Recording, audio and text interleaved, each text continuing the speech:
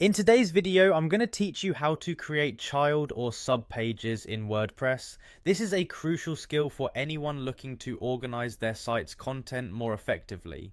Subpages allow you to build a structured hierarchy, which is especially helpful for sites with lots of related topics or content areas. So grab a cup of coffee and let's dive into this WordPress tutorial. First, you'll want to navigate to wordpress.com. Once you're there, look towards the top right corner of the page and click on the login option. If you're managing multiple accounts or want to streamline the process, you can also choose to continue with Google. This option allows you to log in using your Google account, saving you the hassle of remembering another password.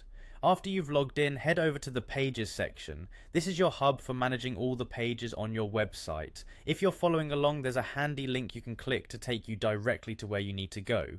Once you're there, look for the Add New Page button. It might be on the top of the page or in a sidebar depending on your theme. Click on this button and choose Blank Page from the options presented. This is your canvas to start creating a new page from scratch.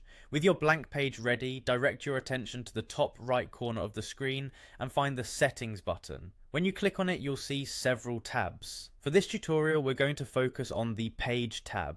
Clicking on this will reveal a set of additional page settings. Within these settings, look for an option labelled Parent. This is where the magic of organising your pages happens. Here's what you do. Initially, the option might say None. This means that your page currently stands independent of a parent page. To assign a parent page, click on None, and a drop-down menu will appear listing the existing pages of your site. Simply pick the page you want as the parent for your new subpage. This action nests your current page under the chosen parent, helping to better organise your site structure. Lastly, once you've set your parent page, you'll want to make it official by hitting Publish.